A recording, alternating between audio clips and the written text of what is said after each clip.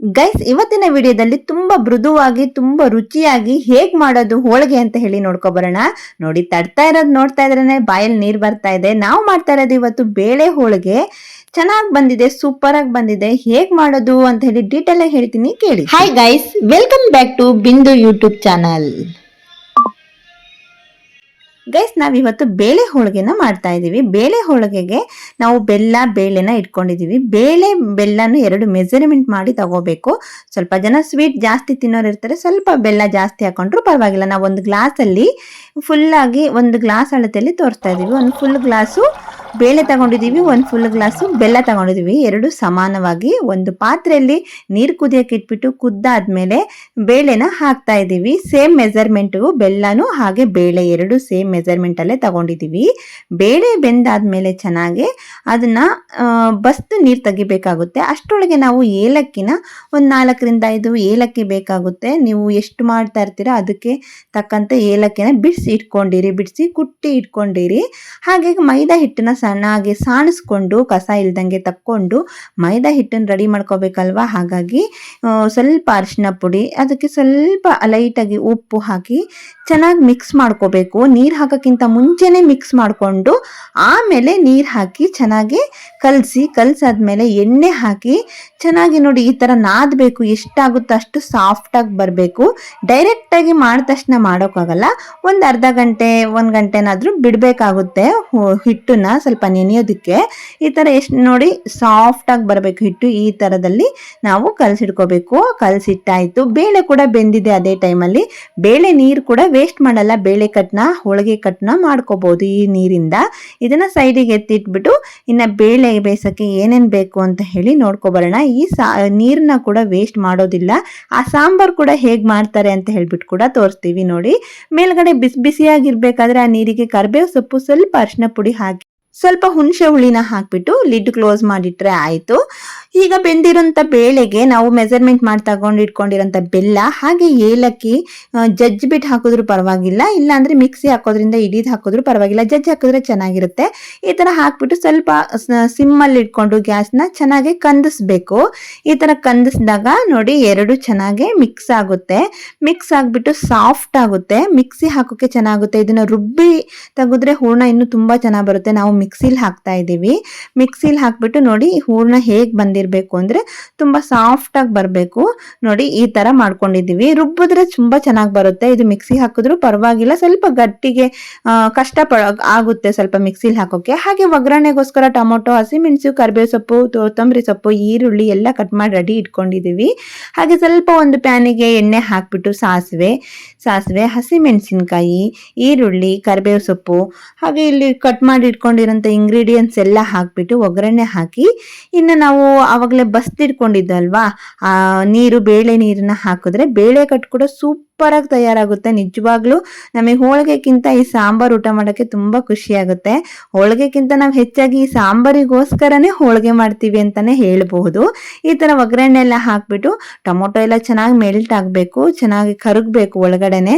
ಅದು ನೀರು ಬಿಟ್ಟಾದ್ಮೇಲೆ ನಾವು ಬಸ್ತಿಟ್ಕೊಂಡಿರೋಂಥ ನೀರನ್ನ ಹಾಕಿ ಕುದಿಸ್ಬೇಕಾಗುತ್ತೆ. ಈಗ ನಾವು ಬಸ್ತಿಟ್ಕೊಂಡಿರೋ ನೀರನ್ನ ಹಾಕ್ತಾ ಇದೀವಿ. ತೆಳಗಡೆ ಹುಣಸೆ ಹುಳಿ ಇರುತ್ತೆ, ಹಾಗಾಗಿ ಫುಲ್ ಆಗಿ ಹಾಕದೆ ಸ್ವಲ್ಪ ನಾವು ಉಳಿಸ್ಕೊಂಡು ಆ ಹುಣಸೆ ಹುಳಿನ ಚೆನ್ನಾಗಿ ಗಿವುಚ್ಕೊಂಡು ಹುಳಿನ ತಕ್ಕೋಬೇಕು. ನೋಡಿ ಈ ತರ ಹುಣಸೆ ಹುಳಿ ಮಾತ್ರ ತೆಳಗಡೆ ಉಳಿದಿತ್ತೆ. ಇಲ್ಲಾಂದ್ರೆ ನೀವು ಸಪ್ರೇಟ್ ಆಗಿ ಹುಳಿನ ಇಟ್ಕೊಂಡು ಹಿಂಡ್ಬಿಟ್ಟು ಹಾಕ್ಬೋದು. ಇಲ್ಲ ಅಂದ್ರೆ ಈ ತರ ನಾವು ನೀಟಾಗಿ ಹುಳಿನ ತಕ್ಕೊಂತಾ ಇದೀವಿ. ತೆಗೆದ್ಬಿಟ್ಟು ಅದಕ್ಕೆ ಆ್ಯಡ್ ಮಾಡಿ ಎಷ್ಟು ಬೇಕೋ ಅಷ್ಟು ರುಚಿಗೆ ತಕ್ಕಷ್ಟು ಉಪ್ಪನ್ನ ಹಾಕ್ಬಿಟ್ಟು ಮೇಲ್ಗಡೆ ಒಂದ್ ಸ್ವಲ್ಪ ಕಾಯಿ ತುರಿನ ಹಾಕಿ ಕುದಿಸ್ಬಿಟ್ರೆ ಇದ್ರ ಜೊತೆ ಒಂದು ಮಸಾಲೆ ಪಲ್ಯ ಏನಾದ್ರು ಇಟ್ಕೊಂಡು ಊಟ ಮಾಡ್ತಾ ಇದ್ರೆ ಒಳ್ಳೆ ಹಬ್ಬದ ಊಟ ಮಾಡ್ದಂಗಿರುತ್ತೆ. ಯಾವತ್ತು ಮಾಡ್ಕೊಂಡು ಊಟ ಮಾಡಿದ್ರು ನಮ್ಗಂತೂ ಬಹಳ ಅಂದ್ರೆ ತುಂಬಾನೇ ಇಷ್ಟ ಈ ಸಾಂಬಾರು. ಹೋಳಿಗೆ ಮಾಡೋದು ಕೂಡ ಹೇಗೆ ಅಂತ ಹೇಳಿ ನೆಕ್ಸ್ಟ್ ಅಲ್ಲಿ ತೋರಿಸ್ತೀನಿ, ನೋಡ್ತಾ ಇರಿ. ಯಾರಾದ್ರೂ ಸಬ್ಸ್ಕ್ರೈಬ್ ಮಾಡ್ಕೊಂಡೆ ನಮ್ಮ ಚಾನಲ್ನ ನೋಡ್ತಾ ಇದ್ರೆ ಪ್ಲೀಸ್ ಸಬ್ಸ್ಕ್ರೈಬ್ ಮಾಡ್ಕೊಳೋದ ಮರಿಬೇಡಿ ಗೈಸ್.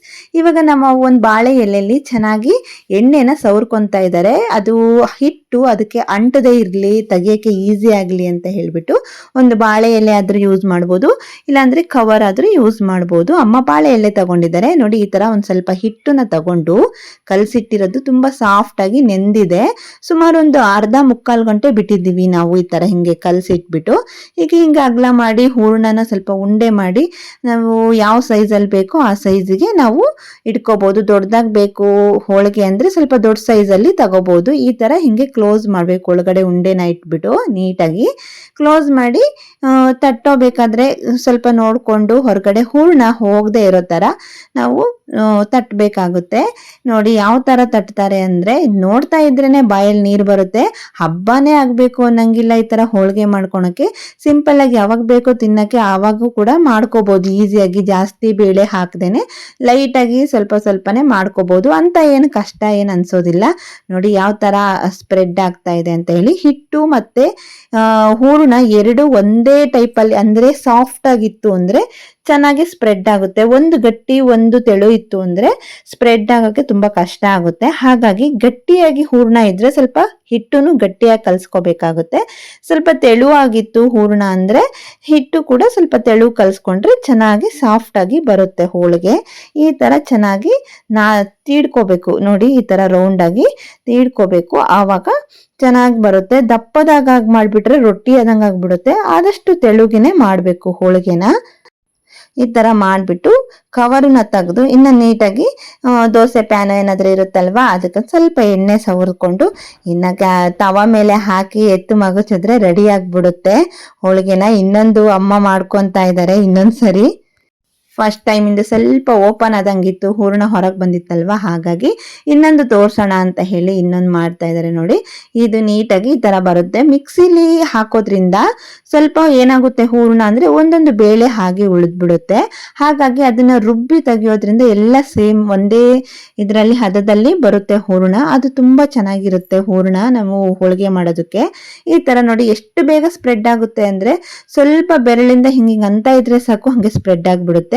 ಈ ಹೋಳಿಗೆ ಕೂಡ ತುಂಬಾ ಚೆನ್ನಾಗಿ ಬಂತು. ಬನ್ನಿ ಫಸ್ಟ್ ಇವಾಗ ತವ ಮೇಲೆ ಹಾಕ್ಬಿಟ್ಟು ಬೇಯಿಸ್ಬಿಡೋಣ. ಫಸ್ಟ್ ಹೋಳಿಗೆ ರೆಡಿ ಮಾಡ್ಕೊಬಿಡೋಣ.